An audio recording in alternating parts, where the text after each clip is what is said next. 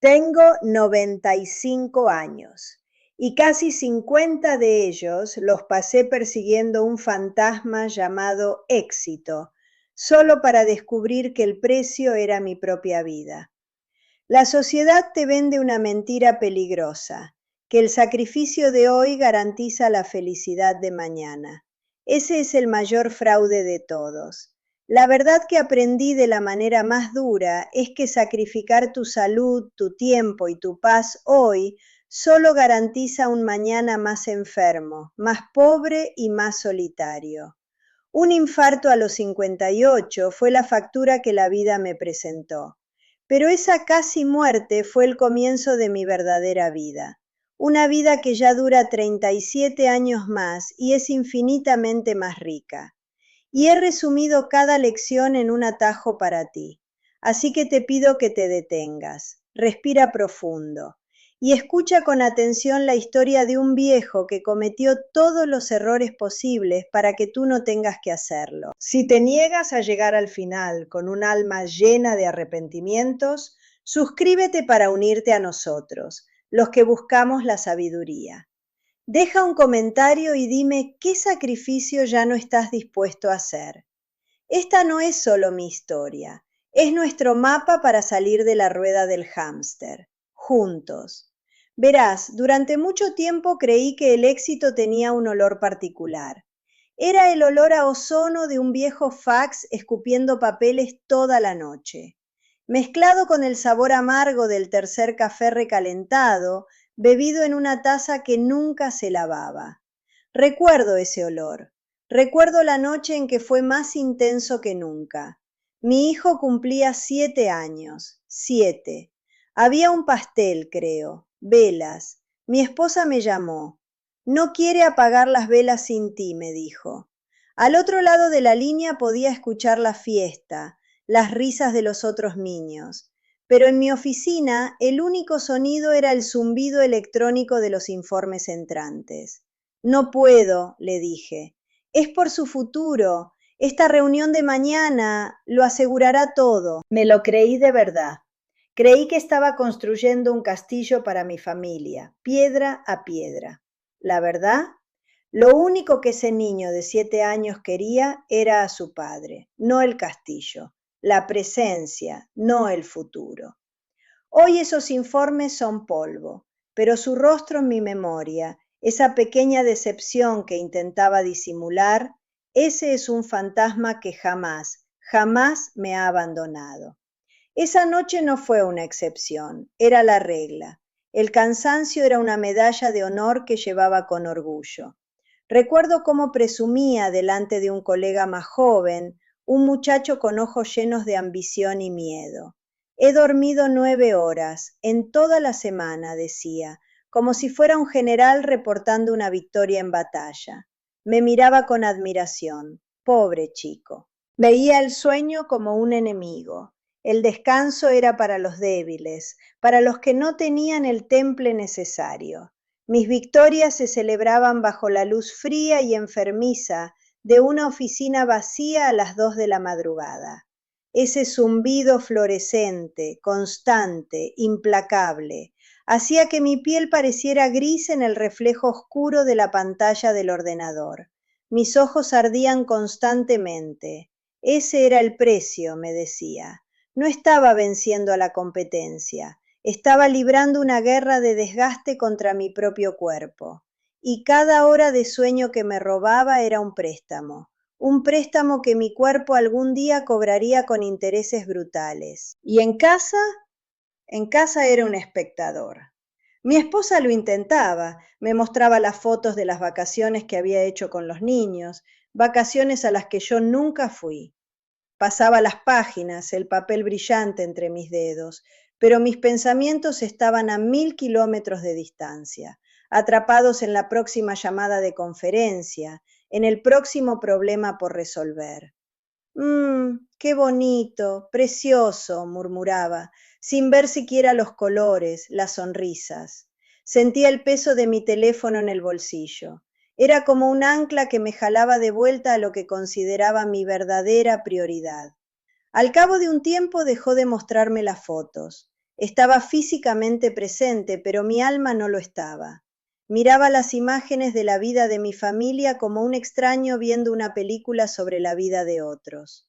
Y lo más aterrador es que me parecía completamente normal. Era el sacrificio necesario. Era una máquina perfectamente calibrada, un motor de alto rendimiento construido para producir, para ganar, y sentía en lo más profundo que era invencible, que nada podría romperme. Y entonces el cuerpo que había tratado como una herramienta, como una bestia de carga, quebró. No fue un proceso lento y gradual, fue un colapso, repentino, violento y total. El primer aviso de desahucio llegó durante la presentación de un contrato millonario. Estaba en la cima de mi poder. Mi voz resonaba en la sala de conferencias, cada palabra pulida, cada gesto calculado.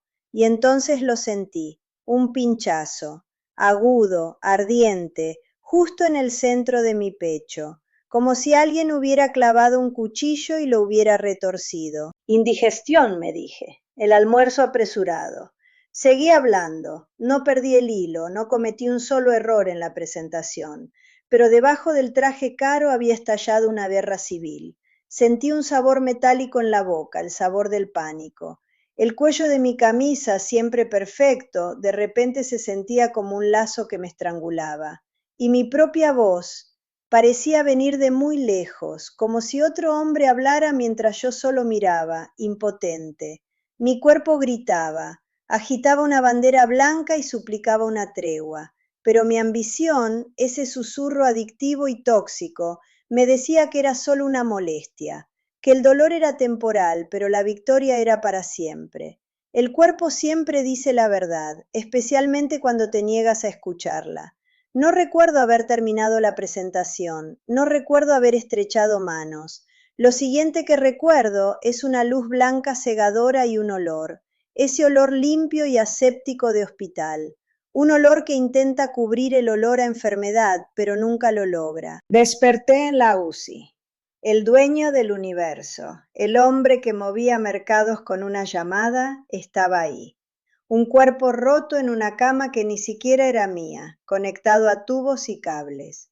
Una enfermera ajustaba mi suero con una eficiencia que rozaba el aburrimiento.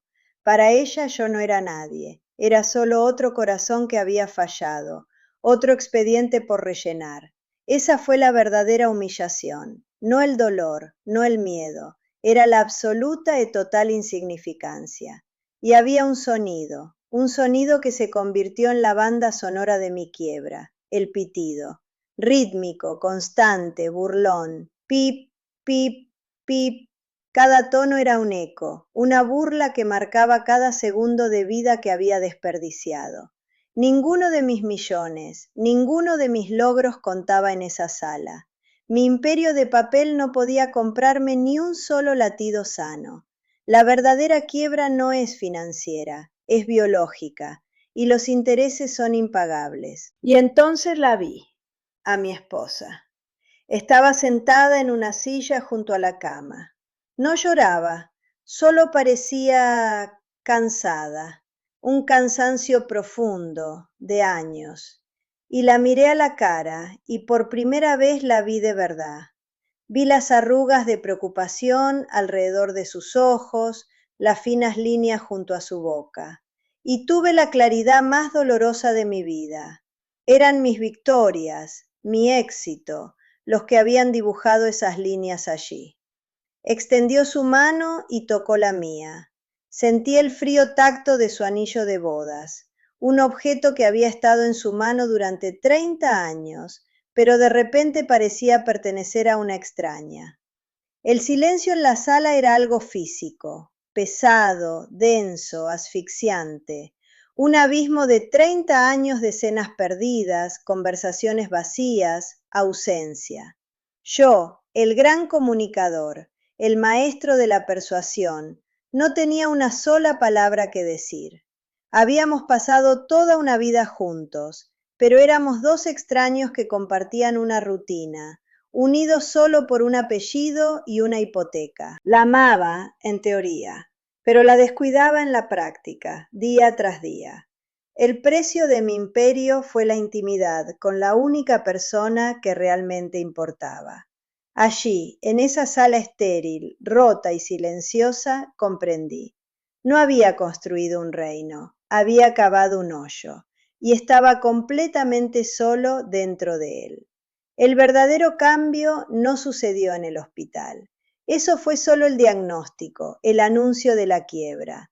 El verdadero giro, la firma de mi acta de liberación, ocurrió una semana después, en casa. Todavía estaba débil, mis movimientos eran lentos, cautelosos. El hábito, sin embargo, es un músculo que no se atrofia. Me levanté, fui a la cómoda para vestirme, como lo había hecho durante casi 40 años. La misma rutina, la misma secuencia. Y entonces mi mano se extendió, por puro reflejo, para tomar el reloj. Ese pesado reloj dorado. Mi mano se congeló en el aire, a centímetros de él. Y lo vi. Por primera vez lo vi de verdad. Allí, sobre la madera oscura, no era un reloj. Era el motor de mi enfermedad, el capitán del barco que había hundido. Cada eslabón pulido de su correa era un día perdido. Cada tic que no escuchaba pero sentía era un latido de mi esposa que había ignorado. Sentí su peso en mi palma antes de siquiera tocarlo. Un peso muerto, frío, inerte. Acerqué mi cara y vi mi propio reflejo distorsionado en el oro. Vi a un hombre pálido con ojos profundos y asustados, y una ola de asco, una náusea que venía de lo más profundo de mi alma, me subió a la garganta. El brillo de ese metal, que antes representaba todo lo que quería ser, de repente parecía el brillo de una fiebre, de algo podrido. No era un símbolo de estatus, era una esposa.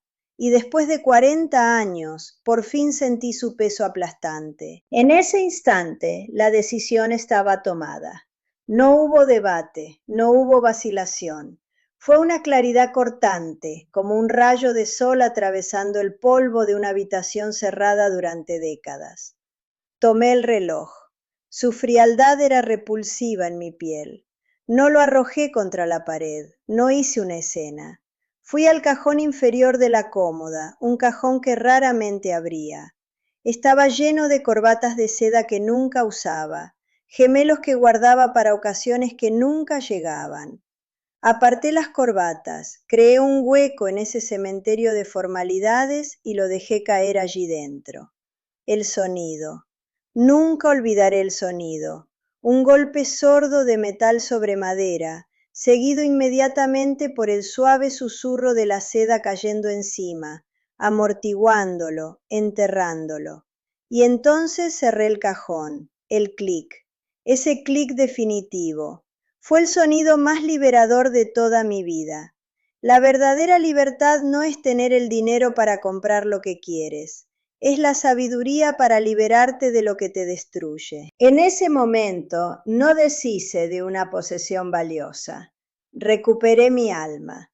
Dejé el cajón cerrado y salí de casa por primera vez en mi vida adulta sin ningún destino.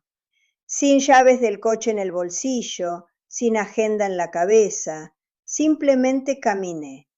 Me detuve en medio de la acera frente a mi propia casa e hice algo que no había hecho desde la infancia. Dejé de hacer. Simplemente me quedé ahí y levanté mi rostro. El sol de la tarde tocó mi piel y lo sentí, no como una luz que me decía que el día terminaba y debía apresurarme. Sentí el calor, un calor real, físico, penetrante, que parecía derretir una capa de hielo desde adentro. Escuché las risas de unos niños en un jardín vecino. El olor a pasto recién cortado llenó mis pulmones. Durante 40 años, el sol había sido solo el puntero de un reloj universal que me decía si llegaba tarde o temprano. Ese día se convirtió en algo distinto. Se convirtió en una fuente de energía, un recordatorio silencioso y poderoso de que el universo no trabaja según plazos trimestrales ni informes de rendimiento. Allí, parado en la acera, sin destino y sin prisa, comprendí. Ese era el primer día de mi vida, de la vida verdadera. Todo lo demás había sido solo un largo y ruidoso preludio a la muerte. Ahora escúchame. Tengo 95 años. Sé lo que te espera al final del camino por el que quizás estás transitando ahora. El camino del solo un año más, del descansaré cuando tenga éxito, del debo hacer esto por mi familia. Es un callejón sin salida, un precipicio. Lo sé porque fui hacia él a toda velocidad, pero encontré el camino de regreso. Y tú no tienes que esperar el impacto para cambiar de rumbo. El atajo existe y está aquí mismo, ahora, a tu alcance. Te veo mi espíritu en ti. Te veo en los restaurantes, los ojos clavados en el teléfono, mientras tu esposa, tu esposo, tus hijos hablan con tu cuerpo vacío. Escucho la falsa urgencia en tu voz cuando dices estoy muy ocupado, como si eso fuera una virtud. Veo el agotamiento que llamas dedicación. Están sentados en el mismo tren de alta velocidad en el que yo iba, aplaudiendo la velocidad sin darse cuenta de que las vías terminan abruptamente. Mi deber, lo único que importa ahora, no es solo disfrutar de mi segunda oportunidad, es gritar para que los demás salten de ese tren. Y mi consejo no es una filosofía suave, son los frenos de emergencia, acciones concretas, nacidas del dolor. Son las reglas que salvaron todo lo que me quedaba. La primera regla es la más simple y la más difícil. Come comida de verdad, despacio.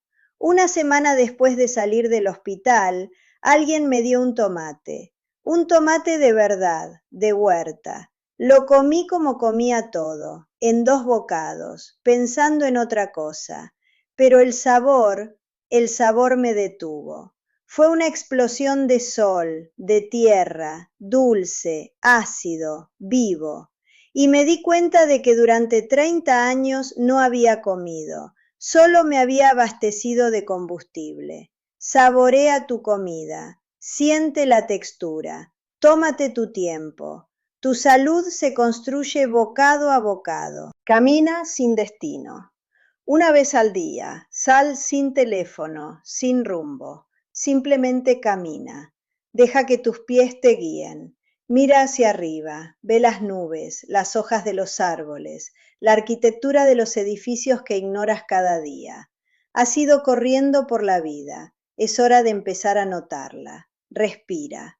No como lo haces ahora. Al menos 3 veces al día detén todo, cierra los ojos, aspira el aire profundamente hasta que no quede espacio y suéltalo lentamente. Siente el aire entrar, siéntelo salir.